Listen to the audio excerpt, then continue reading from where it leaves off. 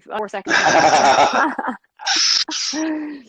Right, we are now recording, and welcome to one of our first episodes of Parental Mayhem Talk, PMT, another meaning for it this time. I'm joined today by Aaron McCusker, who a lot of you will know as an actor. I know him as a busy dad that comes down to the local GA pitch and plays Gaelic football. But most of you might know Aaron or remember him from his long duration of his acting career within Shameless. And obviously we can talk through a bit of that today, Aaron. But one of the things I wanted to bring Aaron on here today to talk about was just kind of the busyness and the craziness of parenting and juggling work, acting, all that kind of stuff with all the activities they do. And I know that your lads and your little one do quite a bit as well. So the podcast was kind of created on the back of the sitcom Motherland, which is crazily funny and absolutely took over my life for a while because I could just relate to so much of it. But look, I just wanted to get a bit of crack out of Aaron and find out how he juggles everything. So Aaron, tell me about your setup at home. You've got 3 wee ones. Yeah, I've got 2 boys and a girl. Sam is 13, Corey's 10, Rosie's 4. Yeah, from the very moment they were born, everything changed work-wise because most of the work, apart from Shameless, I was a lot of the work I did was always away overseas. Yeah. I filmed in Belgrade and Bucharest and New Orleans and Spain and things like that. And the amount of times that I was offered jobs that I would turn to my wife and go, well, we can't do this because of the kids. And she is the one, I'm not just saying that, she is the one that always makes it work, because I will say, no, I can't do this job. And she's the one that goes, no, we'll make it work. One of the biggest examples was way back when I did a series called the Astronaut Wives Club, and I had to go to New Orleans to do it. Sam was 3 and Corey was 6 months, and they wanted me to go for 6 months to do it. And I was like, and it was a great opportunity. It was paid really well. It was a series for ABC, and I was like, well, we can't do it. And Jenny was like, listen, we'll make it work. You just go. So I flew off to New Orleans, and she juggled everything. She was off on maternity leave, so that wasn't too bad. But to have a 3-year-old and a 6-month-old, and she made sure that we did FaceTime all the time. Then they flew her over to be with me, so she did an 11-hour flight with a 3-year-old and a 6-month-old. And the Shameless thing, even before kids. It's funny, actually, because me and Jenny met in Manchester. I was living in London, and I came to Manchester to do a play. She was working in the theatre, and that's where we met. And then we started seeing each other, and I went back to London, and we were doing weekends. And then a job came up in a theatre in London. Right. So Jenny talked to me and said, I'm going to apply for this job, and if I get it, I'll come to London. And I was like, this is brilliant. She applied for the job. She got the job in London. She started the job in London, and 2 months after she started the job, I got Shameless and had to go back to Manchester. Oh, Jesus Christ! So it was weekend. It was weekends. It was weekends again. So it was. But everything, Ashley. Like even since COVID, we actors just do self-tapes all the time. It used to be. Yeah. I used to go to London on the train 3-4 times a week. Yeah. To meet their actors but now it's just self-tapes. You have to do self-tapes, and like they'll send me self-tapes on a Friday. It's always a Friday. Last thing on a Friday, and they say we need this for Monday. So I'm like trying to do self-tapes in the house with 3 kids and a dog somewhere running around. That can't be though. Bloody hell. No, it's not. You know what? I mean, it's great because Jenny's always here. Because Jenny, although she's not an actress, she's a producer at a theatre, so she knows how it all works. And I have a technophobe, so she's the one that sets up the camera and all. Like even before this, I was emailing her going, what's Teams and what do I do? But we get it done. We get it done. Sometimes we do. And actually, now that Sam's 13, he helps a lot. You know, sometimes Sam will do the tape with me as long as it's a script that's suitable. There's a lot of it is like cursing and things like that. But a lot of the time, Sam will go, okay, I'll do it with you, and he enjoys it. Yeah. And then also they'll take Rosie out the back and things like that. But So have you had any of those moments though, where you're kind of like you're right into what you're doing, and all of a sudden the door opens and someone runs in, or someone's on the toilet and they can't get the toilet roll. Any of those situations? Yes, I've had that actually a couple of weeks ago, and halfway through a take a really good one. I just heard from the bathroom, "Daddy, can you come and wipe my bum?" I was like, oh. And then sometimes the dog starts to bark, and then sometimes you forget you go through it. You're halfway through and you go, "What's that noise?" And you realize, because I was at the kitchen, you realize that the washing machine's on or things like that. No, but that's mental. There's always something. And then at the weekends, the kids, you know yourself, like, because they do their Gaelic, they do their swimming. Yeah. It's Rosie does her ballet. Like, my mum and dad were here at the weekend over from Armagh, and like, they just said they couldn't believe, like, our house is just in and out. In and out, yeah. I say that to Mark sometimes. I'm like, we're just like ships passing in the night at times. You know, I get in from work and it's like bags are thrown down, someone's coming out, someone's going in, there's football boots everywhere. And, you know, like when I first became a parent, one of the things I had this image that everything was going to be pristine and clean and perfect, you know, just like it is on the TV. Yeah. And then you saw Motherland. Yeah, exactly. And then I was like, Jesus, like, I'm not the only one that goes through this. You know, like, I have times where I always reference it, like, you know, I run to the bathroom to kind of just have them 10 minutes peace. And albeit, like, my kids now are 9 and 13, so they're getting to that point of self-sufficiency. But I don't think that really happens. I think they'll always need you for stuff. And I just find myself just going, right, now I can breathe. I've got this small space here now. And next thing, just as you're about to relax, you hear, "Mommy!" Or, yeah, you know, something falls or spills, you know. This weekend was a fine example of that, because we had like our nephew round for sleepover, and it was all going grand. And, you know, it was, we want pancakes this morning, Auntie Ash. And I said, "That's grand. Give me 5 minutes." You know, I was just having that last stretch. And next thing I heard a bang. I was like, right, what's going on here? Run down the stairs. What's the worst thing that could spill on the floor apart from milk? Bloody oil everywhere. Oh, no. I'm literally sliding around the kitchen trying to sort it out, mopping it up, throwing towels in the bin. Chaos. And this is all before we even think about where the shin pads are for football, where the boots are. And no matter how organised you are, it's always chaos. And when you're working full time and you're juggling that, it's just tricky. Well, I learned that because we've had a couple of times. Sam's not as bad. Sam always knows where his thing's in. Corey's an absolute joke. Like, it's every single week before you go to football. Not Gaelic football. He always knows where his Gaelic stuff is, but his football stuff is always something that you can't find. Can't find. And it's usually his sports goggles. And I started to say to him after his football night, right, you take this stuff and you put it away, because I don't want you blaming me next week when the time comes. Okay, and he takes it. So I think he's done it. But sure as shooting, you come Saturday morning, he can't find it. And the thing is, he swims at 7:45 and finishes swimming at 9, and then he's got to go straight to his football. So it's literally come home, so there's no time to look for stuff. Out. No. Times when he tell me, I'll say to him before he goes to swim, I say, have you got your football stuff ready? And he says, yep. Yeah. Comes home. No, but I don't know where my goggles are. I said, why couldn't you do that? And I could have tried and find them when you're swimming, you know.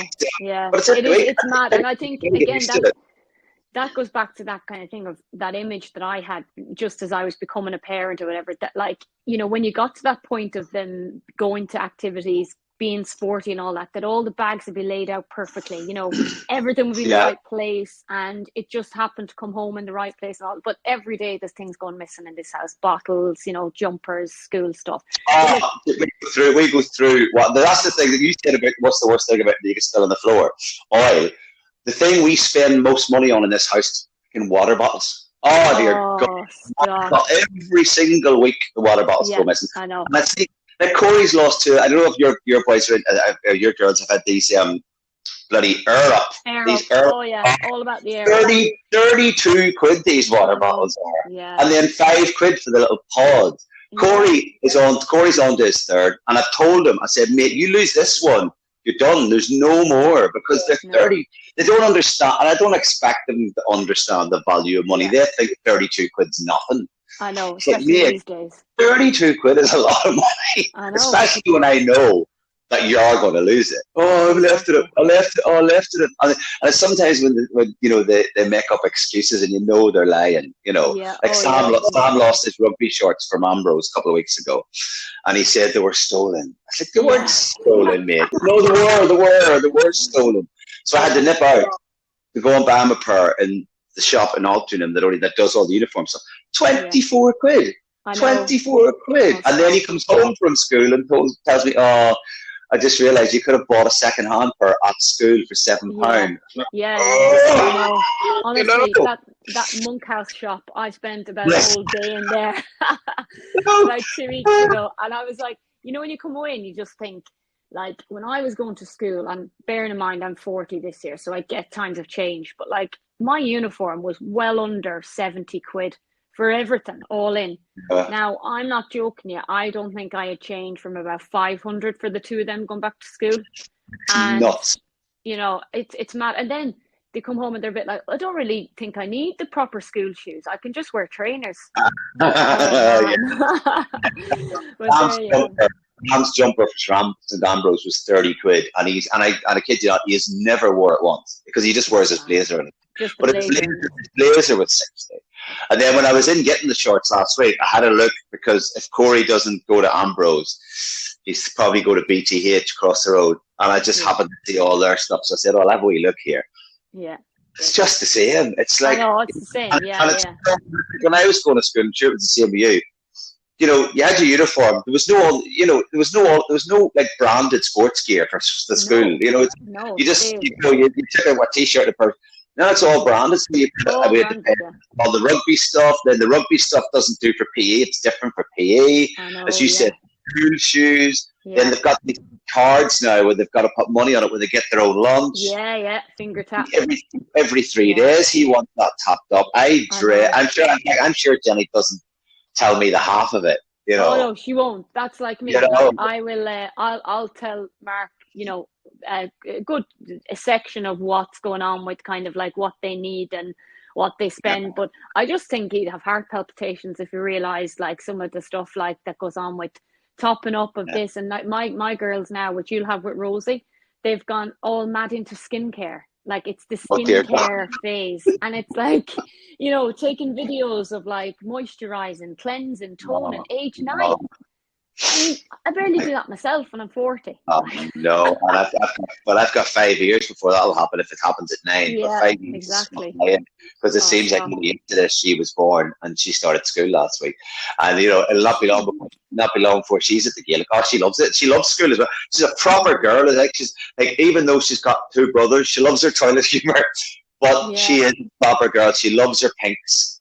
I last week, and I don't. Like some people. I told my mum this, and she didn't believe me. She said I was making it up. But I don't know where she heard it. But she started. If you go on Netflix, right, there's like about 40 different Barbie cartoons, and she started to watch Barbie. And I'll tell you honest, I hadn't watched it, so I couldn't really make a judgment. But I did say to her, I said, Rosie, I don't really want you watching Barbie. It's not. Like. And she looked at me and she said, Barbie is a strong, confident woman. Oh wow! 4 years old. She didn't say confident. I can't say confident, but that's what she was trying to say. Barbie is a strong, confident woman. And then so I sat down and watched it. I went, actually, you can watch this series. Yeah. You see, you can learn from these little ones. But you know what? 4 years old. Of age, been able to work that out, and you know what it proves to me? The message is clear. The message was clear in that movie. Absolutely. Well, I've not seen the movie yet. Jenny's seen it twice, but I haven't heard anybody say a bad thing about it yet. I haven't seen it now, but my eldest, who's 13, just gone, Cara, she went to the cinema to see it, and she came home and she was going, Daddy, you need to watch it as well. Like, it's really interesting to see how confident and independent and all this kind of stuff. And actually, to be fair, we both said, right, we will give it a go at some point, but just have not got around to it at all. So Mark hasn't watched it yet, no? No, he hasn't watched it yet. I'll have to bully him into it over the next couple of weeks. But it's finding the time for bloody sitting down and watching a film together as well. And whenever we decide to have a family night, it's like, right, okay, so Caoimhe's in charge of the popcorn and the drinks. I'm in charge of setting it all up. Mark will be there helping Caoimhe, and then Cara will be there deciding what we're watching. Then there's a massive fight about what we're watching. Okay, so then we decide. let's put them all into a hat, right? All the names of the films you want, and then one comes out and it's not Cuevas, and if it's not Cuevas, we're all in trouble. So we Oh just my say, God! Actually, right, you could be talking about us. We've done that as well. We've done that, and to be fair, Sam's not too bad at his movie, but Corey, oh my God, Corey, if Corey's movie doesn't come out, that's it. He won't watch it. Or yeah, now the thing is when you sit down, everything's going well. They've decided a movie we're all going to watch. It's usually yeah, something like Home Alone or something like that. yeah. And halfway through, they decide, oh, I'm not really enjoying this. Oh Like, yeah, what? What an artist! What an artist! Come on! And then they're just playing you. They want to sit up late. They think if you put another movie, if we say it's almost as if they sit up in the rooms and go, right, at 9 o'clock we'll say we're not enjoying it. yeah. And then they'll put a new movie on. And that means we get to sit up till 11. But I'm just like, Exactly. no, that's it. Yeah, Right? yeah. The The new one. Yeah, Yeah. that's we started doing it where if they start that, we'll go, right, okay, pause, and we'll watch it again next Sunday night. And then they go, oh, Good. right. Yeah. But that's the only thing you can do, because it's tricky as well, I find, to get kids. I was talking to my brother about this, and he's quite into tech, and he's mad into like relaxation and things like that as well. And he was saying to me, I said, look, I can't get the kids to sit still, and again, they're not little kids, like, to actually watch a film. And I think it's because their attention span has got so used to those scrolling through quick videos, and they just like TikTok and YouTube shorts, and they can't just focus on a film and on a screen together for that amount of time. Yeah. Well, that's the bane of my life at the minute, social media. Sam got a phone when he did his 11 plus. We always said that once he started big school, as we call it big school, that he would get a phone. But his friends all, when they finished their 11 plus, they got phones. And we said, right, okay, we'll get you a phone. Because you can trust Sam's good. He's got his head screwed on. But me and Jenny always said, but no social media. Even though when I was growing up, there was no social media. I've never been on it. I was on Twitter for a while, and all I ever did was tweet about football and Gaelic and get myself into trouble. So I just went off. I think I've got an Instagram account that Jenny runs for me just to keep it right. Yeah. But we always said no.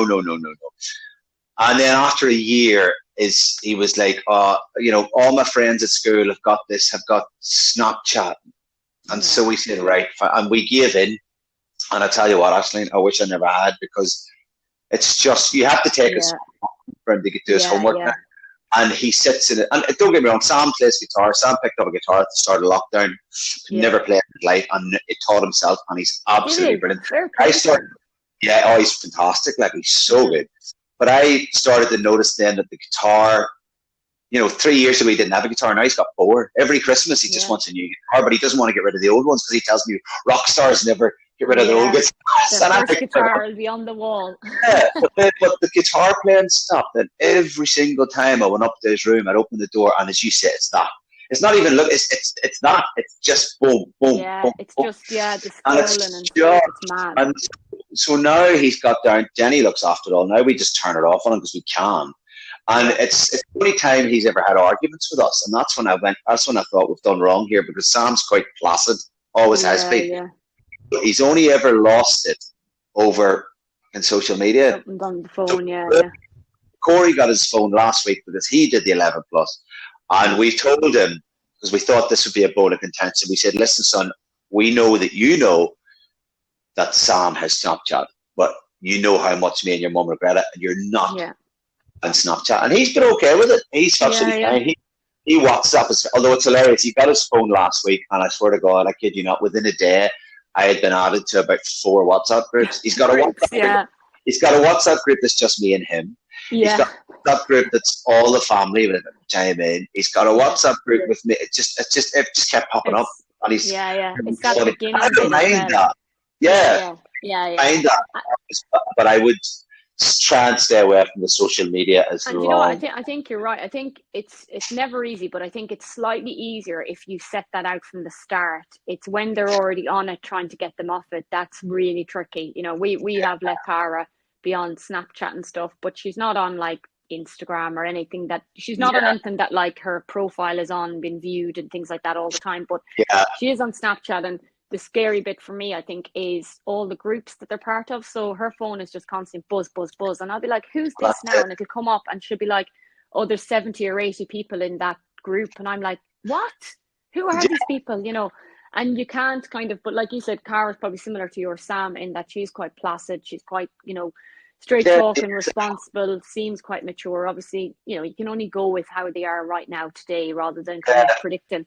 But it's something that I really do kind of think that at the beginning, if I had my time back, I would have been a bit stricter with it. Now I kind of have to trust in it and just hope for the best. But I do keep tabs on it. I do kind of check in and make sure. Because Jenny's got that. Like Jenny's able to tell us how often like Sam's screen time is, and I'm totally honest. Now that because he got to his excuse about the guitar was because I kept going, and Jenny said to me, "You stop going on to him about the guitar, he'll never pick it up again."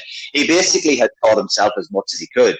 So his music teacher, because he's at that age where he's got to pick his GCSEs this year. Like, Jesus, and he wants to do music. He wants to do music. So his teacher said to him, "Right, it's now time. You've gone as far as you can on your own, so you need to have lessons." And since we got him his lessons, they're teaching him to read music and stuff. And last night, I was sitting here watching the football just over there, and he came down and he just sat on his electric guitar. He hadn't got it plugged in, and he just played for a couple of hours. And I was like, yes. Yeah, it's nice to do something like that. All it was, he needed lessons now. So it started back, and also he's not. I know some of Sam's mates who are like, Jesus, their screen time's 9-10 hours a day. Like, it's just that's mad. That's why I'm kind of like I'm really grateful that our two are exceptionally sporty, because there's so much of their time that is spent on the field or prepping for a training, going to after school clubs, that yes, they still do way too much screen time, but if they didn't have sport, it would really concern me. And I'm just glad that both of them, particularly, I've got two girls, they're very, very sporty, they're mad into their football, and every night of the week they're at something. So if that wasn't the case, then I would have big worries. But I was just going to jump in and say to you, where are you up to now with your acting and stuff? Because I know myself and Mark were watching Hope Street. Clint and all. Hope Street. Do you know what? I love Hope Street. And Hope Street is like, it does exactly what it says on the tin. And the target audience is not your age, but like my mum and dad love it. It's quite popular. The thing with Hope Street was, it was offered to me. Just as COVID was ending, and it was so difficult to get jobs because every actor no actors were working. So I found myself then going up for stuff that I knew I'm not going to get this because I know this actor's out of work and I know they're better than me and I know they're more suited to this. And so at the end of COVID, I was like, am I ever going to work again? And my agent phoned me up and said, "Oh, we've got an offer for you." And I was like, "What? An offer?" Didn't even have to audition. It's like, "Yeah, this series, Hope Street, this new Irish soap, blah blah blah." And I jumped at the chance. I was like, "You know what? 100%," because I'm past that. There was a time when I was younger that my younger self would have probably said, "Nah, this is not for me." But when you're 40, like I'm 43 now. When you're 43, at the time I was 40, and you've got a mortgage and you've got a wife and you've got 3 kids. It's like it's crude to say it's about the money because it's not all about the money, but it's good money.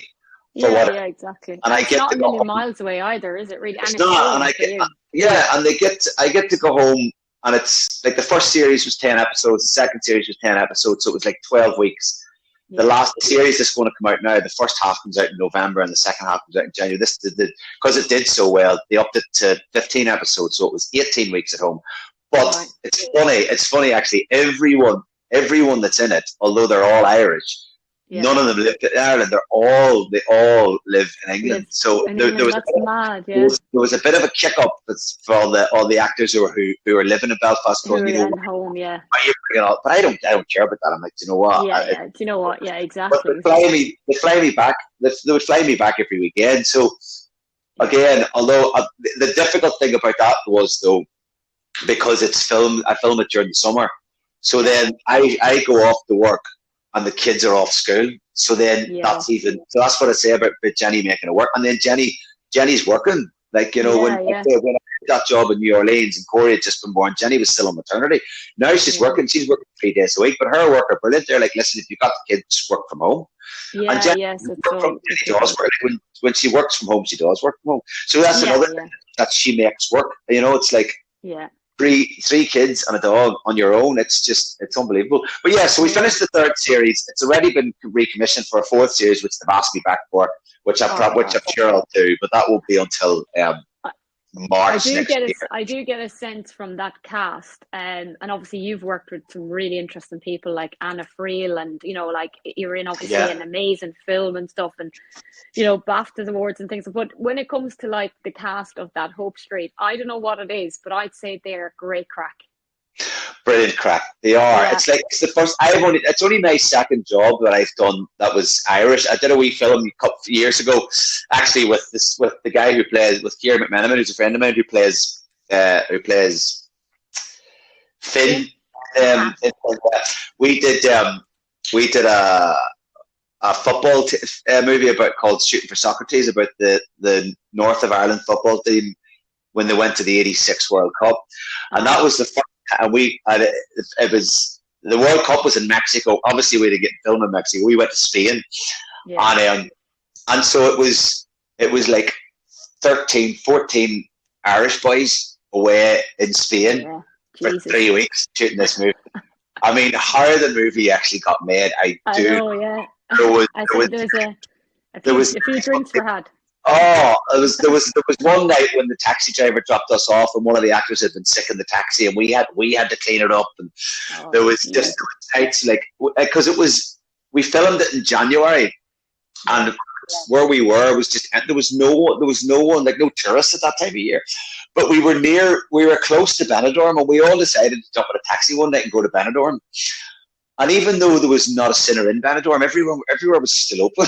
So it was we had the whole of Benidorm to ourselves, and we absolutely sozzled. And I remember coming back to the hotel that we were staying in at about 6 o'clock in the morning. All of us in the next day at about 7 o'clock to shoot scenes. I hope you had good makeup artists. Well, they did, but also that day we had to shoot. It was quite funny. It's like, do you know that? You ever see that famous scene in Top Gun, the volleyball scene?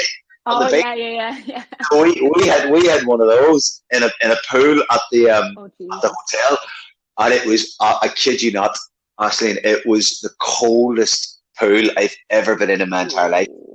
But it worked because I tell you what, you talk about getting rid of hangovers. We jumped into that pool and all of us woke up. No choice. Absolutely no choice. But yeah, so the next thing I got to do with all the Irish boys and girls is Hope Street, and it is. Yeah. It must be nice as well, because obviously I know when we all went through it in COVID, I know I was absolutely heartbroken not to be able to get home. You know, I'd be a bit like yourself. I'd be a home bird, and you know, I'd get home probably in normal times every 6 or 8 weeks maybe, or my parents would be over, or siblings would be over. So that's why I chose Manchester, because it's close to home. But in that year, like when we couldn't go home, like a lot changed in that year, where I just thought, you know, as a mother, as a daughter of my parents, I just thought there's so much more to life than this crazy, busy mentalness that we all go through every day, that like sometimes you just have to appreciate those small things. And there'd be things now that I do when I go home that I would not have done pre-COVID, like just simple things like going for a walk in the local village, taking it in, spending time with my parents and actually having conversations, not rushing here, there and everywhere. And I think like when you went to do Hope Street and stuff, it must have been nice to have that sense of home again, you know, where you could go and do that kind of thing. You know, you had that freedom. Yeah, 100%. Because my mum and dad live in Portadown, just outside Portadown, and it's a 35-minute drive from Belfast. So I would always stay, even though we filmed in Donaghadee, I would always stay in Belfast because I didn't want to film and live there. And there's times, because you know yourself, it's a great little park. I'm not a huge lead in it, so I get plenty of time off. There's times, there's times I'll be in Monday, Tuesday, and then I'm off Wednesday, Thursday. So I would finish work and decide, I fancy a good home cooked meal tonight, and I just drive to put it down and phone my mum and say, listen, will you make your chicken soup? Will you make your chicken soup? Which she absolutely loves. She loves all that. And then my sister lives in Belfast. I got to see the best bit about it for me actually was seeing my sister more, because there's three of us, me and my two brothers and my sister, and Connor lives in Boston. He went to Boston 16 years ago for 6 weeks and never came back. Rory lives in London and Croydon, and Anna's the only one that stayed at home. So although and that's the other thing as well about, there's a whole thing about mobile phone. Like a lot of the times it's just a WhatsApp message. It's never, I found myself that I was never really phoning and having a conversation. And she's got 2 kids now, and she's the youngest. So, we all love her to bits, and she's spoiled rotten. We'd do anything for her. So for me, to be able to go and see my sister all the time was great. And we've become so much closer. Not that we were close, but just I kind of realized that even though she would never have said it, I kind of realized that she hated the fact that we never really phoned and things like that. It was always... So, and I've got a really good relationship because I miss my brother in Boston. And, I've met my niece, his little daughter, Quinn. I've only met her about 3 times, and she was 9. Oh, yeah. I know a lot of Irish go away to the States, and it's the thing about COVID actually was we did, I'm sure you did as well. We did the COVID quizzes every Sunday night. We'd do the quizzes, and that's and I found that I would get to speak to our Connor so every week, and then I went back. It is that piece that you said before, we all have family WhatsApp groups and we message our siblings and stuff like that. But I'm one of these, and I don't know if I was talking to someone else actually that I work with about this. She's from Scotland, and she said something similar, that I have this thing where I'll message people grand, but I'm not a massive fan of picking up the phone to people. And I think it's because people at home, I think it's because if I do, I have a fear of missing them more. Whereas if I actually just message them, it's a bit easier. Now, we did the COVID quizzes, and we had those Zoom calls and stuff through COVID, and I think that was because everyone was doing that. Now it's more of I would message my parents probably 15, 20 times a day. That's the truth, within our WhatsApp group. So there's never an hour without messages amongst each other. But actually picking up the phone, our brother, 2 brothers in Dublin, and we always say, Jesus, when we meet up, we have the best time ever. There's 5 of us in my house. I have a Connor as well, and we're so close, in fact, sometimes probably too close in terms of there's always a drama, there's always something happening. But I have that feeling sometimes, and we've all got kids and things like that, that if I ring and I hear all about what they're doing in Ireland, I'll be like, oh, Jesus, I'm homesick. How do I cope with this? I haven't got time to cope with that. Yeah. My one is because when we were growing up, it's funny, my mum and dad's best friends, Sheena and Joe Turley, and it's funny because there was 4 of us, and there was 4 of them. Sheena and Joe had 4 boys, and they were all the same age. Joseph was the same age as our Rory. David was the same age as me. Paul was the same age as Connor, and Danny was the same age as Anna. And we always used to go on holiday. We always used to go on holidays together and stuff. We always used to go every year. We'd go to Donegal, stay at the Shandon Hotel. It was brilliant, always. But they all stayed at home. None of them ever left Ireland, whereas we all went. And I find sometimes, because my dad would never, I know my dad misses us, but he would rather us be away doing what we want to do. I mean, there's not, it's funny to say there's nothing for me at home, considering that my career. But I will phone every now and again and say to Mum, is Dad there? And she go, oh no, he's away with the Turley boys. I'm like, what?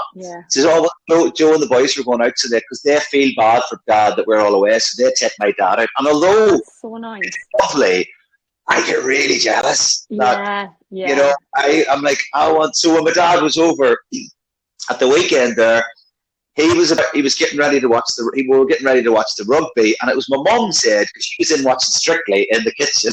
Of course, as you do. And I went in, and she said to me, Joe, why did you and your daddy go out and watch the rugby? I went, and I said, he won't want to go out and watch the rugby. She went, he will. So I walked in and I said, do you fancy going out to watch the rugby instead? And he jumped up. And me and him went to the local pub, and we sat, we watched Ireland's stuff. Well, I say stuff, I said that. It was a good result as well. A cracking result, and it was a brilliant match, and it was lovely. And I would never have thought he wanted to do that, because he's very like I love my dad. My dad's my hero. He's a self-made man. He's amazing, but he's very quiet. He's very stuck in his ways, and he wouldn't be a pub goer. He used to be.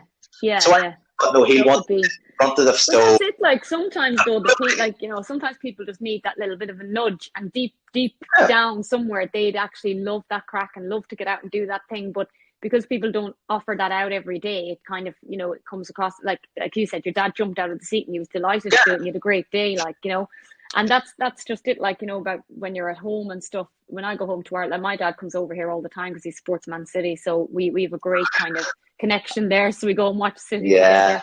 Mark takes the kids because he's a Red, and it works out lovely for us.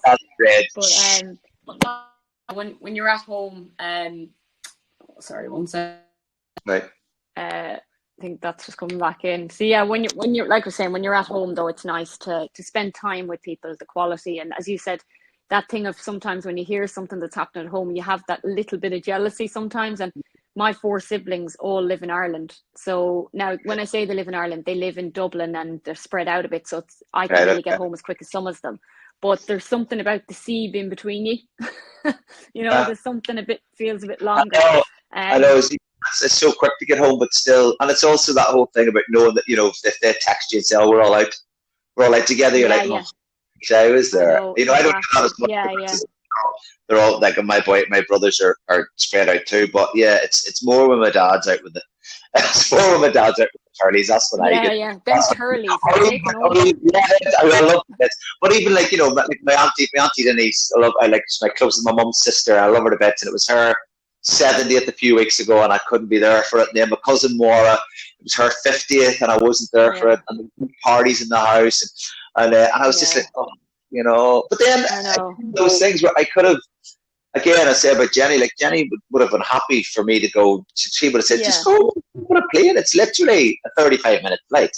And it's exactly, not that you'd have made it work, but it's just the guilt of it as well, isn't it? Yeah, because she's done so much the last 18 weeks while I've been away. I'm like, no, I'm not going to go and leave you. Yeah, I know. Yeah, it's juggling it all, and then it's like, we can do what we need to. And often I'll get people saying to me, whether it be like friends or work colleagues or whoever, they'll say, "If Ireland's so bloody great, what are you doing here? Why don't you step off back or whatever?"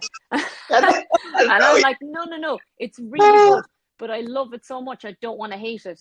So, whilst we're talking about, like, when I go home, it's always an occasion, like, everyone gets together, everyone makes an effort, we go out for dinners, there's parties, there's everything, there's barbecues.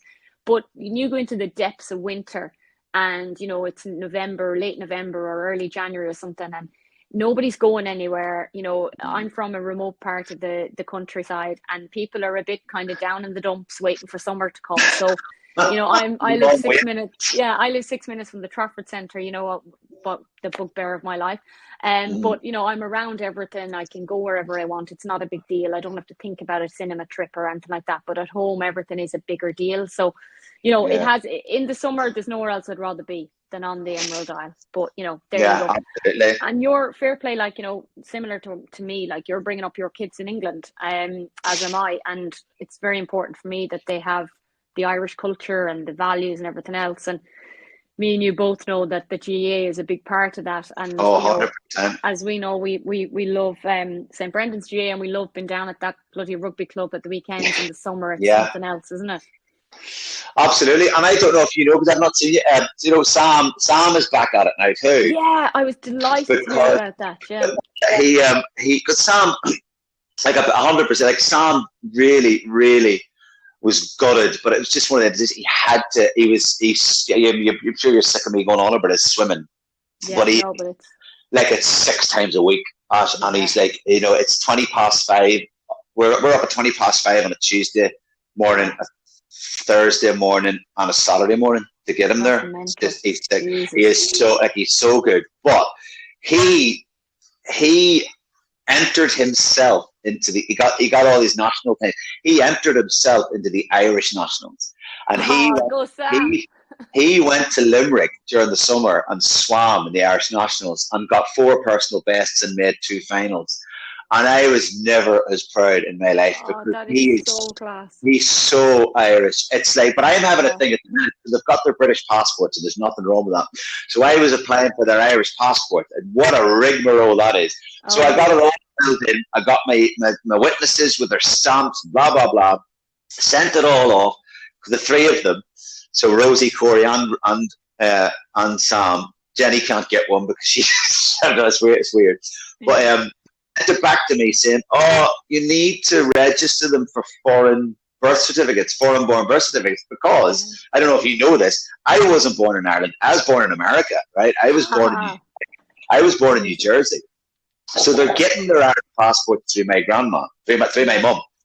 So I said, right, no bother. So I go online, I get these foreign birth forms, fill them all out, and then phone them up just to see, because when it comes to pay for them, it wouldn't let me pay. And I was like, right, so I phoned them up, and the guy said, oh, no, don't worry, sometimes it doesn't let you pay, just send them off, and once we receive them, as long as they're accepted, we'll phone you and we'll get the payment. So I said to him, okay. I said, how long before they get these foreign birth? He said 12 to 18 months. Oh Christ! What? And then once they get those, then I have to because there's a 6-month expiry date on the passport form. So then once they get them, then I've got to send all the so it's going to be about another 2 years before they get. This just brings back memories to me of getting passports. Oh my God! Like when my kids were born, I remember I ended up having a friendship with a lady called Maura down in the Irish embassy in London. To the point where I was ringing her every day going, Maura, it's me, it's Aisling again. Well, at least you got through. Yeah. But no, getting back to what you were saying, they love their Irish heritage. They really do. I mean, they love their Gaelic football. And they're like, even the other day, so Sam, mum and dad, they bought Sam a new pair of trainers. So of course, because he got a pair of trainers, Corey had to get something, but Corey didn't. Corey wants the new Armagh tracksuit, so they give him the money. And I went online last night, and I've ordered the new Armagh tracksuit, and I'm just like, it's fantastic that's what he wants. He was just like, and he picked it out. God, it's just gorgeous Armagh tracksuit. He loves the Gaelic football. The thing is, it's not like I found myself like, a lot of my family back home would say, Jesus, you do more Irish things than we do or whatever, right? But I haven't necessarily pushed it at all. I've kind of left it very much like, I'm bringing my kids up in Manchester. Absolutely love this city. I call myself an adopted Mancunian. I'm the furthest, thing from anything to do with English, but I'm incredibly Irish. But I wouldn't make my kids, choose that. But it's a natural thing. But now Caoimhe, who's the younger one, she's slightly too patriotic. Right. If anyone says to her, "But you were born in Manchester. I'm Irish. My Irish heritage," like she gets really angry. Yeah. Passionate. That sounds like that. And I think it's just because they see the way they're more or less brought up in an Irish household. Mark, in my other half, who you'll know, was born in Manchester, but he was brought up to Irish parents and brought up in a very Irish, wholesome type of a way. And, that rubs off on them. And, we've just brought our kids up in that environment. Everything's quite traditional, there's nothing kind of like, out of the ordinary, really. It's just a very, wholesome sort of environment. And, that's the values that they kind of live by and stuff. And Cara, the eldest, like, she wouldn't be going around shouting about being Irish. She's a bit more sensible. But she's definitely like, I hear her on the phone to people, to friends and stuff. And she'll say like, we're going to Mayo and we're going to a Mayo match. And, gosh, my mother is this and we're that and my grandparents. And so she's very like, settled with it. But like Caoimhe is incredibly passionate because they both play football and to a decent standard. They both want to play for Ireland. That's their thing. They want to play for Ireland. Whether or not that would ever happen. Listen, this the exact same because I like Sam is so good at his swimming, like so good that I already think about what if he does go and swim.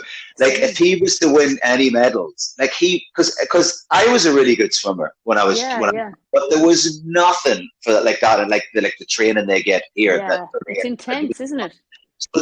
So he has been trained over here by a British club who are fantastic, and I am already thinking, wrong as it may be, if he was ever to stand at a podium, it's going to have to be God Save the King, isn't it? I know, Jesus. Like, what do I do?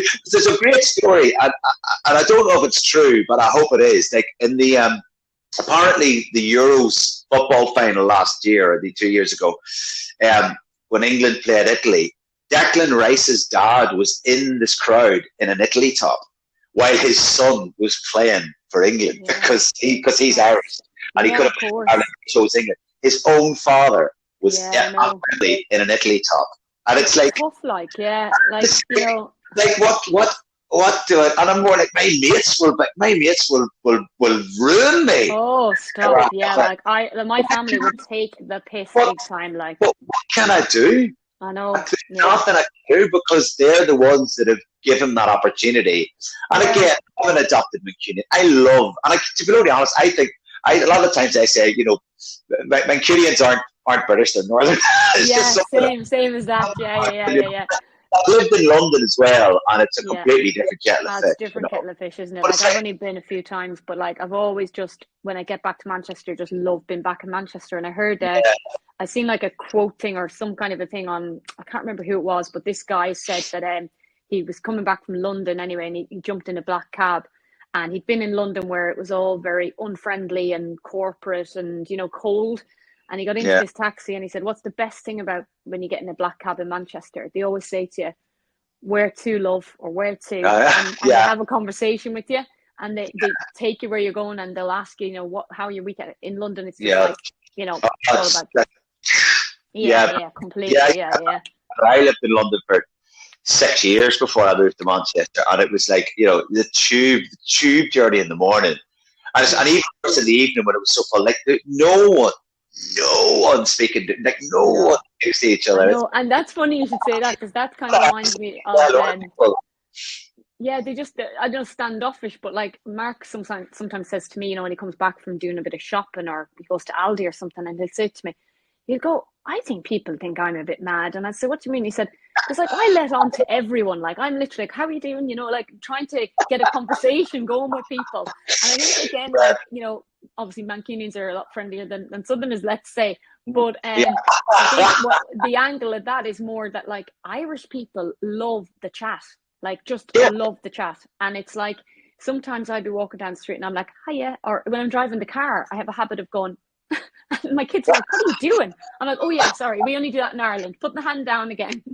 What I find myself doing, and this like when if I pull in to let someone drive past me and they don't do that, I wind the window down and shout, "You're welcome!" And my kids hate it. I was like, I expect them to go, but and it actually happens in Manchester a lot, even though it's like people. It's just manners. I get really, I'm sort of mellowing out in my old age. This is another dad thing. I've started to listen to classic FM in the car, right? Oh, Jesus. I listen to classic FM. No, you know what?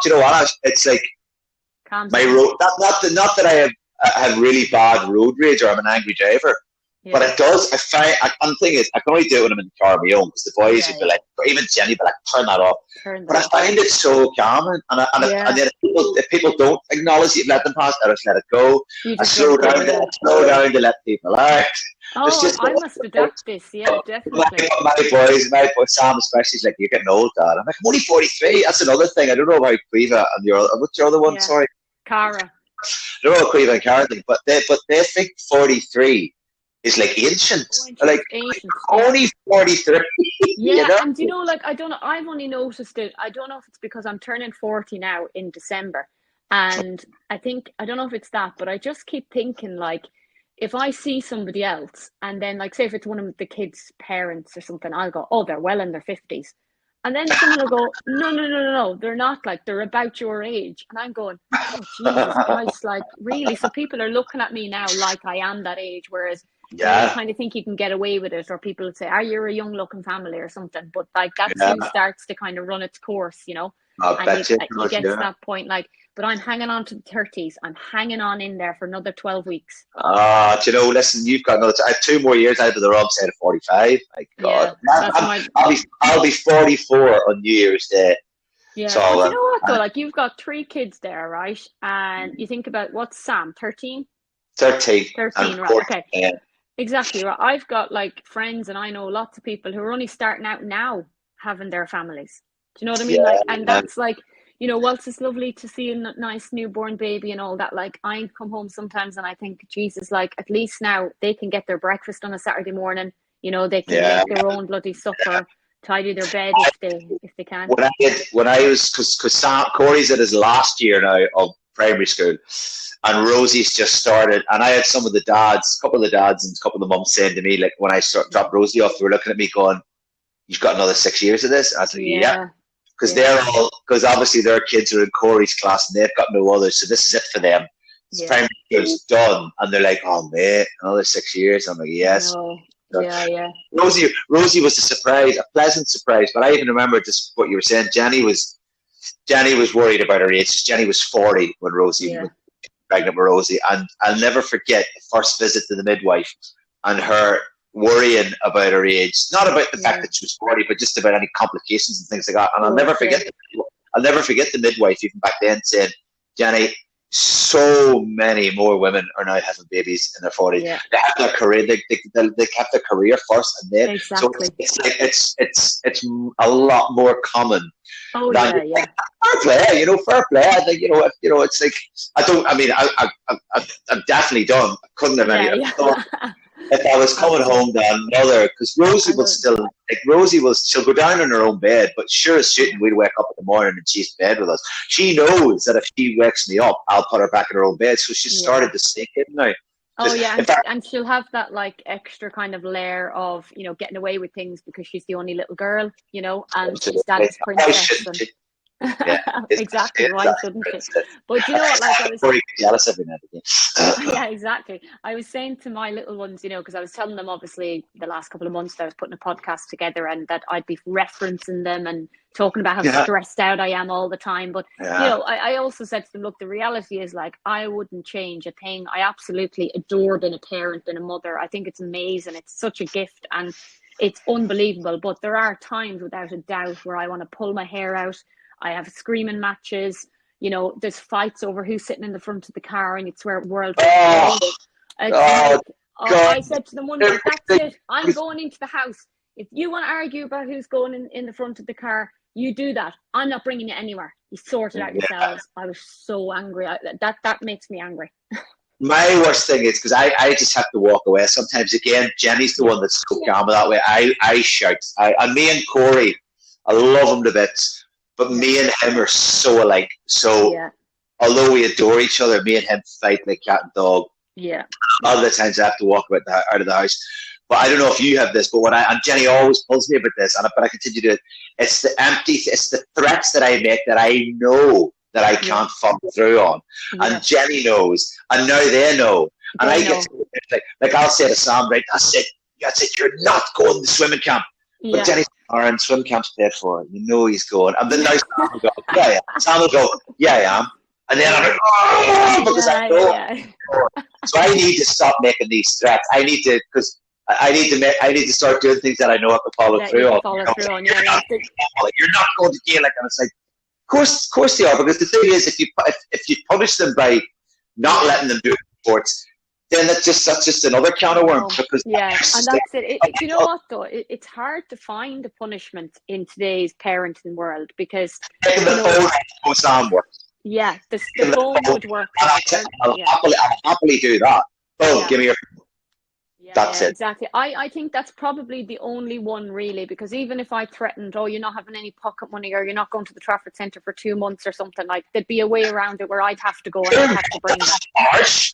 2 months without the Trafford Centre. Oh my God. Come here, Aaron. I'm conscious of keeping you too long, but one of the things listen, no one is home until 3:00. Keep me as long as you want. There you go. We'll stay on all day. But one of the things I wanted to ask you was about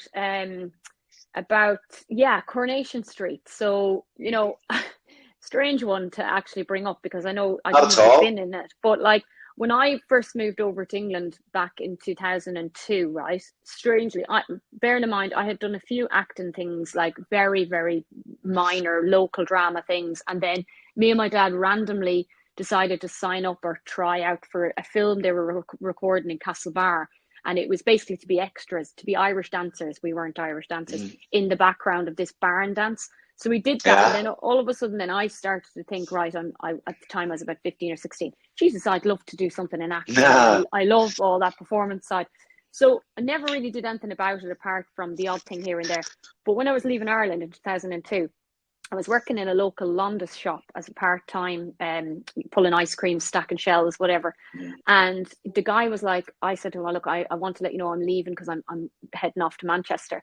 And he was like, "Oh gosh, like we'll be sad to see you go. Like, what are you going off to do?" And I don't know where it came from, but I just said, "I'm going on Coronation Street."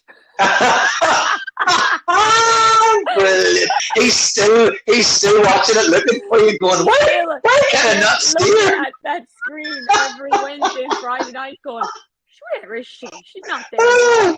And I just went along with it, whatever got into me. And then when I set off to Manchester and came over with a couple of friends and stuff, just got work, and then fell into recruitment and absolutely love it. For the last 20 years I've been in recruitment. Yeah. But still, somewhere, anyone I ever meet, and I think I mentioned it to you after a few drinks once, I'll always say, "Is there any way you could get me into Coronation Street, even as an extra?" Yeah. And it seems like such a weird thing. But then that brings me to ask you, have you ever had any kind of contact from them or any kind of interest in going on there? Yes, it's funny. Yeah, Coronation Street's the dream for me right now, because I've went on tape for Corey about 7 times. Yeah. So I have, and every time it's for like what they call a guest lead. So you'd be on maybe 10, 11 episodes, maybe even as few as 3 or 4. But a few times it was just like no. But the last 2 times, they've got in touch with my agent and said, "We really, really like Aaron, but we want to hold off and hopefully get him something bigger." And they even talked about, maybe he could be in this. I don't watch Coronation Street anymore. I used to. Yeah. I think Carla's still like one of Carla's cousins or something. Yeah. So they have said that eventually, hopefully, a big part will. And I would rather that, because if I go and do 6 or 7 episodes of Corey, that's it. I can never do it again. Exactly. Yeah. My wait for the retirement plan is to get Coronation Street when I'm about 50 and because that was the good thing about Shameless. It was like, although Shameless was a huge, amazing show, the thing that I liked most about it was I live in Altrincham. It was filmed in Witham, but I got up I drove to work every day. Drove back. So it was like kind of almost like a normal 9 to 5 thing. That was just when I was doing Shameless when Sam was born, and I used to remember, driving back to the house, because it always finished filming at 7 and getting back to the house. And I always remember, like, Jenny would be at the window holding him up, and he'd be smacking the window. You're home. Lovely. But no, I would love to. I would love to be on Coronation Street, and I do. It's funny that you mentioned. Yeah, and hopefully, it's funny that you mentioned Carla. I know you said you don't watch it now. Now, it's my guilty pleasure. I'm a Coronation Street fan. It's just the way I am. I have an extreme broad range of things that I'm into and that I like, but one of them is Corey, and there it is. Yeah. But funny you should say that about Carla, because the Connor family, which is her family, would be exactly where I would have seen you going into that family as one of the cousins or an uncle or whoever.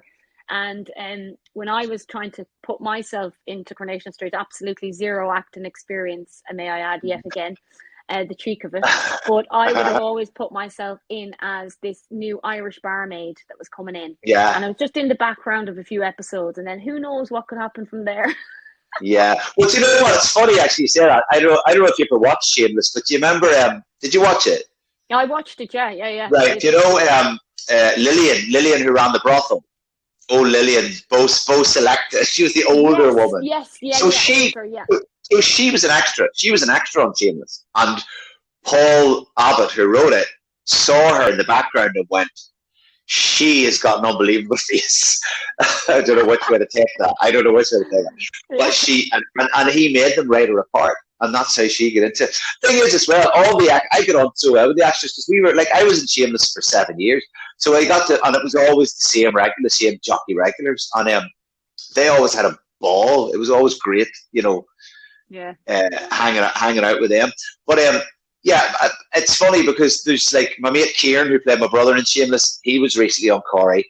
Sally Charman, who was in Shameless, she's on Corey. She's doing really. Yeah. Kasim Akhtar, who was in Shameless. I don't know if he's still in Corey, but he was the Asian actor. He was on Corey. Right. Chris Visson, he was on Corey. So I was just thinking to myself, I've probably got to wait until there's less Shameless people in Corey. Yeah. Because that's the sort of thing they would do. They would kind of go, no, we can't, we've got the whole Shameless cast on here, So I'm still hot. But also they could be blowing smoke up your backside as well. The amount of time you hear. Many times you do a job, they go, oh, we love you, mate. We really can't wait to work with you again, and I'll see you for when you never hear a zilch, Well, they're missing out. So if they see this, they need to get onto it and get you in there. And then, do you know, one of the things I was thinking about when I was watching The Late Late Show, I don't know if you ever watched The Late Late Show, but Ryan Tucker. I did when it was Gay Byrne. That's how long ago I watched it for a gay, God rest his soul. Yeah. So Patrick Keelty now is the man. He's taken over. So he's obviously a class comedian and everything, but it's funny because he had 2 weeks. His first week, I think the second week his viewings went down quite a bit, but I don't know what the case was there. But what I liked about it was that The Late Show used to be always just focused around bloody Dublin, right? Yeah. Now it's taken a shift with Patrick Keelty, and a lot of people are saying same thing, but now it's focused on the north of Ireland. We want somewhere in between, right? But anyway, he's only his second week in, and I think he's had great guests so far. But people are saying, need some better guests or whatever. But he's had Mary McAleese on there, who was absolutely phenomenal. She was talking about her inclusiveness with the GA and bringing it all together and bringing the ladies and the men's together and everything. Then they James Nesbitt on, and he was talking quite a bit about the troubles, but didn't get massively into it. Was just talking about the fact that he's absolutely just middle of the road, just kind of gets on with it. And they had a few other people in and around that, and they'd Hector on there and Tommy Tiernan. But I could definitely see you having a good chat with Patrick Keelty. He's some crack though. I would love. Yeah, I've never met him, but I know people who do know him, and he's always come across as genuinely just a lovely guy. But you know what? It's I don't know if you've seen. There's a documentary on BBC iPlayer called Once Upon a Time in Northern Ireland. It's a 6-part documentary, and the last episode focuses on a guy who lost his wife in the Shankill bomb, and Paddy Keelty. I didn't know Paddy Keelty's dad was killed in the Troubles. Yeah. And I tell you what, actually, I was reading about it actually again. Actually, you should watch it, because you've never ever in your life seen a guy who the way he talks about it, the way like he should have this visceral hate. Yes, of that's the it. and so should for a guy who lost his wife in the Shankill bomb. But they talk with so much compassion and forgiveness, and Paddy Keelty. There's footage of Paddy Keelty carrying his dad's coffin. He was 16, and he made the decision there and then that he was going to do something different. And I think he is if there was ever someone in the north of Ireland who I would say is an example to young people who get caught up in the trouble and things, that it's him, because what that guy did with his life after what he did, exactly, and the fact that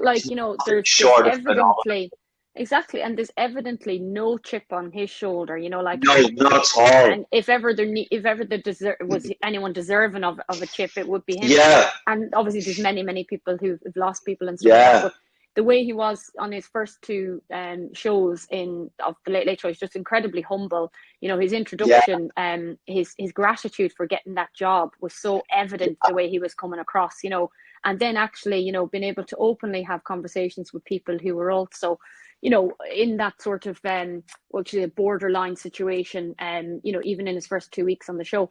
But I always think that, he will probably, and of course, his first week on the show, he was going live to his local pub in the area he's from, and it was absolutely class, and people were, you'd get on Twitter and stuff, you get people online saying, it's a Northern Ireland show and all this kind of stuff, but it wasn't. Of course, anyone gets a gig like that, the first thing you're going to do is think about your home place and bring that into it, and that could take a few weeks to settle in, but absolutely. There's in the new series of Hope Street, not to give too much away, but my character writes a song for his missus to win her back, and they asked me, did I want to help write the lyrics, and it was all about, there was all these places in Ireland mentioned, and I sing about Portadown in it. Like, I have Portadown. The first thing I said, well, I've got to get Portadown in there. Like, what? Well, that's where I'm from. I know Clint's not from Portadown. In fact, we think we have this on running joke. Because of all the names, we reckon that most of the characters are Catholic, but we reckon that Clint's the only Protestant on the show. we just think Clint Dunwoody's a very Protestant. Yeah, no, so Clint of they all keep me going. It's like, go you over there, go you and do your orange marks. Yeah. Oh, so actually, speaking of that, when we came back through. We travel over to Ireland this summer via Dublin normally, but for some reason a couple of years ago we decided to go through the north because it was just easier. But anyway, on the way back we pulled in to get something to eat, and all of the kids' GA stuff and everything was on the back window, and all everything that indicated where we were, what we were about. And next thing, we opened the car door and this whole march walks past the full on march. And I grew up Drum Cree marches. The Drum Cree. Yeah. I grew up through the siege of Drum Cree. I lived just off the Givahi Road, and I tell you what, a hateful, scary time. I was scared that day, and Mark jumped into the car and threw everything that was related to the GA into the boot, closed the door, and off we went. But it was a weird kind of situation. Anyway, we're not going to get into it too much, but it was kind of like we'd just come off the back of 3 weeks in the south or whatever you might want to say, and then we just pulled in here, and I'm always mega down in the dumps when I leave mum and dad at home, just for a few hours. The kids always say to me, "Can we talk to you yet?" And I go, "No, I need to." You don't even speak to them. I'm still crying. But this day that we went back through the north anyway, as if I wasn't sad enough with that happening then beside me, I was a bit like, oh Jesus, what's going on here? But today we could talk forever. And what's Anna Friel like? Marcella was bloody hell, it was Anna, do you know what? I get on really well with Anna because Anna has a bit of a reputation. She knows it but because she's such a good actress, she gets away with a lot. But because I was playing her fella in Marcella, me and her got on really well. I really liked her, and she's lovely. Really, she's a great actress. But I actually think I might have seen her in Manchester. Would she ever be in Manchester? Oh God, yeah. Well, she's from Rochdale, isn't she? Because I was at this horse thing one day, not horse thing, I was in Carrington. The kids were doing this pony riding thing at a party, and this woman came in, and it wasn't long after I'd watched Marcella, and I looked over and I was like, sure, that's Anna Friel. And she was just keeping herself to herself and reading a book in this cafe with this pony thing.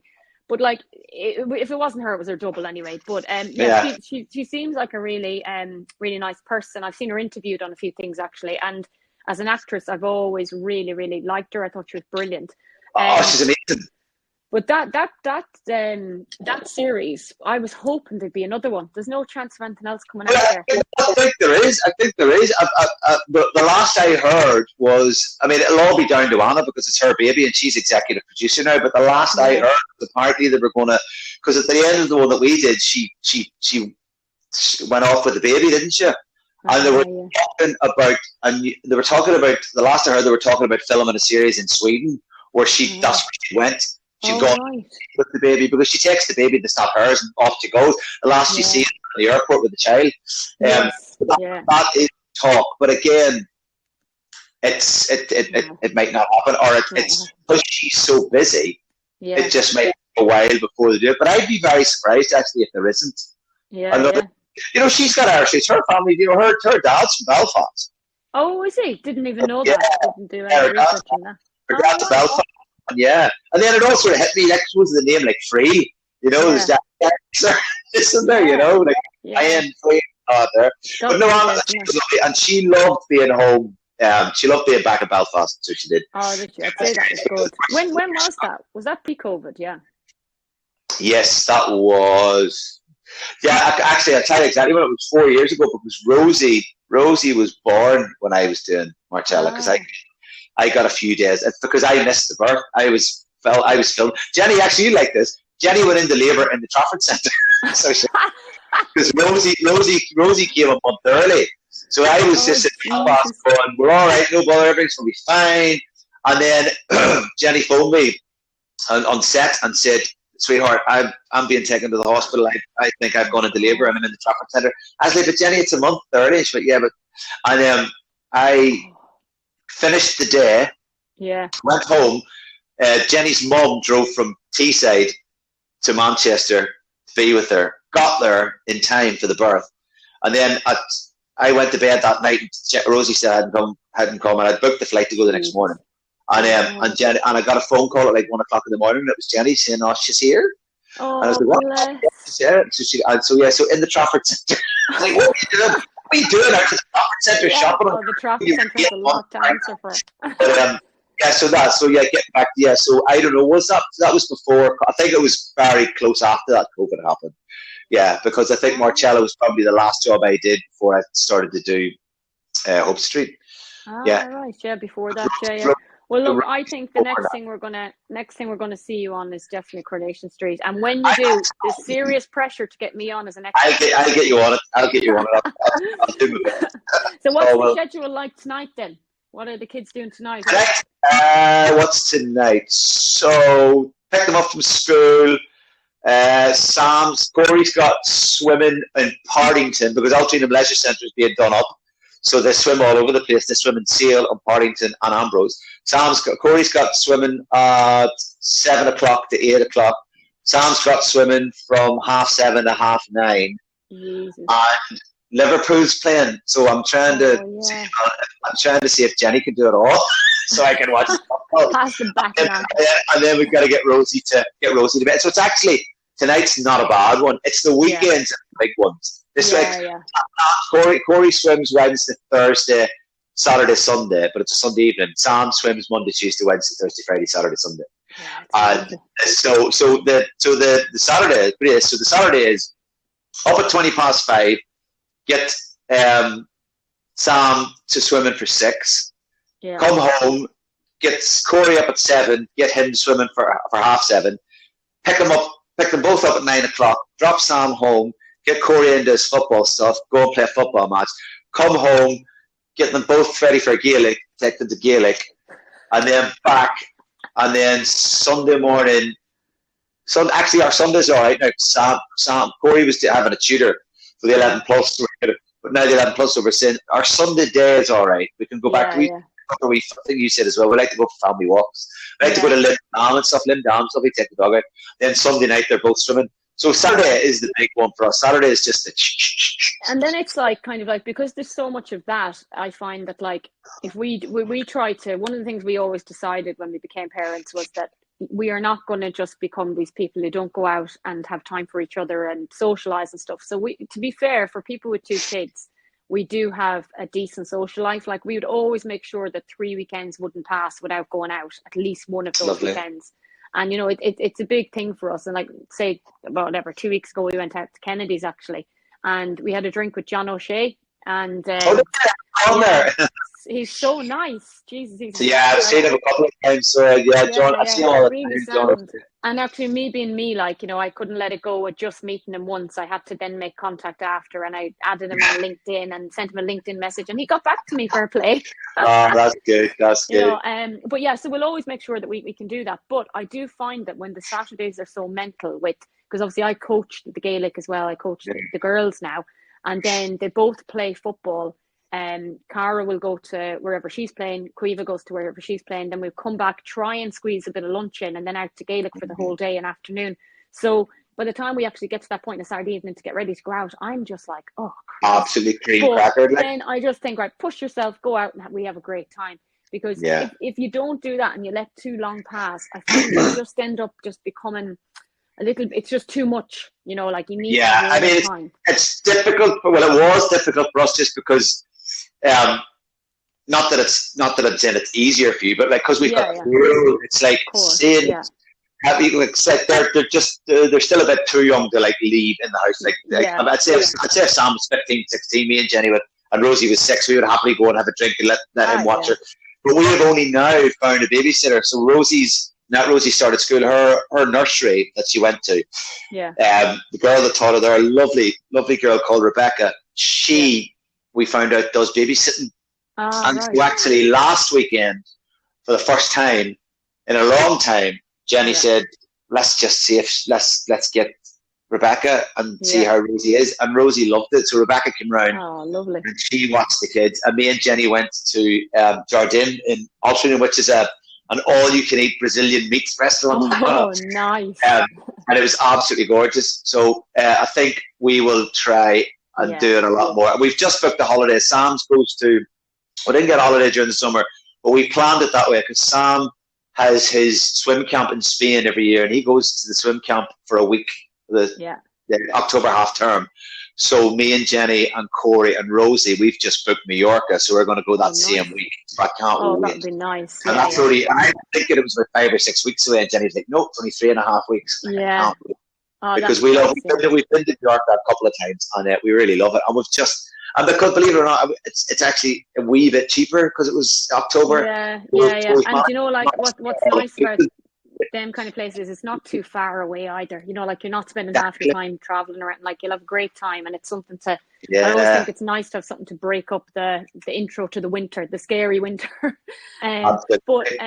Yeah, it sounds like you're mental busy, like us all. And I know that thing about swimming because I know that my kids don't do swimming now, but Cara's has a couple of friends who do. And when she's telling me about their schedule, I think, Jesus, football. You know, the things we have is like tag rugby, football, Gaelic, athletics, and guitar, right? So we have about 5 things there. Who plays the guitar? Quiva. Yeah, Does the younger one. brilliant. Yeah. So again, to get your children to play an instrument if you can. Yeah. I've not been able to play an instrument. I wish I could. I'm really trying to kind of get her to, you know, to not take it serious, but kind of take it up a level, because when we go on holiday, actually, we always choose to, the last few years we've gone to Lanzarote because it's just Irish central pubs and everything, right? So every single night we were out there, she would get up on the stage, and she's 9, like, and she'd get up on the stage, she'd get the microphone, and she'd be like, tell me, Ma, when I go home, why not? I keep saying, now what you need to do is add the guitar in this summer, hopefully, or when we go in December. Add the guitar in and add a few more tunes. So she's learning Country Roads now. She's learned loads of other Irish songs as well that she's adding in. Yes, there's not a folk song that Sam can't play on guitar, which I think is amazing. Like, I'm just, because it's hard to play. Like you've been at them events, like, and even like the Brendan's dinner dance or an Irish wedding or any kind of wedding, right? And you get together and it gets to the end of the night, right? And everyone starts to kind of hover in together, that kind of residence bar situation. And there's nothing better than someone whipping out a guitar and just, you know, strumming away, and everyone's like joining in, and the crack is nice. You know, instead of just like a few singers here and there shouting. But if you get the guitar, it almost kind of calms the room down and everyone's into it. I remember me and Kieran Griffiths, who played Mickey and Shameless, we used to do personal appearances for a wee bit extra money. And me and him did a double one in Galway one weekend, and we arrived early and we went to this pub, and there was a guy in the corner, and he just sat there playing the guitar and singing. And he wasn't getting paid. He wasn't meant to be there. But people would just ask him to play tunes and just bought him. His payment was you buy him his Guinness. Right, and me and Kieran, we were never so disappointed to have to leave because we were getting paid. We had to go to this club and like meet parents. And the two of us were sitting there and we were just having the best such time. I'm not a big Guinness drinker. I love my Smithwick's when I'm home. Smithwick's my drink of choice. But I tell you what, a pint of Guinness in a little traditional Irish pub in Galway, while the guy sits in the corner knocking out. And like I love Christy Moore. I've seen Christy about 13 or 14 times. I love him. And he was like, I would just ask him, like, if there wasn't a Christy Moore song that I asked him to play that he didn't play. I must have bought him about 7 pints. And he was still after 7 or 8 pints, he was still just drumming away, you know. And that's just it. This game's about 60, you know. It's that kind of I always, when I'm trying to tell people about kind of that culture, you know, like I'm not going to call it a drinking culture because it's more of a traditional culture in Ireland sometimes. Yeah. You know, and drinks just thrown in for good measure. Yeah, exactly. It's thrown in for good measure. But I would be the most simplest of characters when it comes to social pleasing. So if someone sat me in a pub like that in Galway, in Shop Street in Galway, with a couple of people around me, like friends and family and Mark and everybody, and someone playing the guitar in a corner, no posh restaurant or posh venue could beat that for me. That to me 100%. Is like pure, like proper crack, and it's wholesome, and it's just got that. And if there's a fire in the corner as well, that makes it yes, I'm sure there was as well. I'm sure there was. I mean, there's not many Irish pubs that don't have a wood burning stove. Exactly. Yeah, exactly. But it's the simple things, isn't it? Definitely. Well, look, Aaron, I've really enjoyed the crack with you today and catching up. Oh, brilliant. Thanks for having me on. Through the madness of parenting mixed in with the homesickness and all the rest of it. Absolutely. But, it's been an absolute pleasure. And look, hopefully we'll catch up again in the second half of the year, or the start of the new year, I should say. Brilliant. Well, sure, I'm sure I'll see you on Saturday. I'll see you on Saturday. Yeah, see you Saturday down at the GA. Yeah, because I'm thinking I'm thinking Rosie I know she's too young now, but it won't be long before Rosie starts as well. We'll be picking it up as well, exactly. You'll have another activity to. Well, that's another thing. Yeah, I know. And Jenny's already trying to book her swimming lessons because the two boys are such good swimmers. We're like, right, Rosie has to get the same opportunity. So my Sundays can be ruined again because I think lessons are going to be Sunday. Oh, there you go. But you know what? It's all great, isn't it, to have healthy kids who are active. Really? Yeah, exactly. Exactly. No, I've really enjoyed this. This. Absolutely, Aaron. Right. Take care. Catch up with you soon. Take care. All the best. Bye-bye. Bye-bye.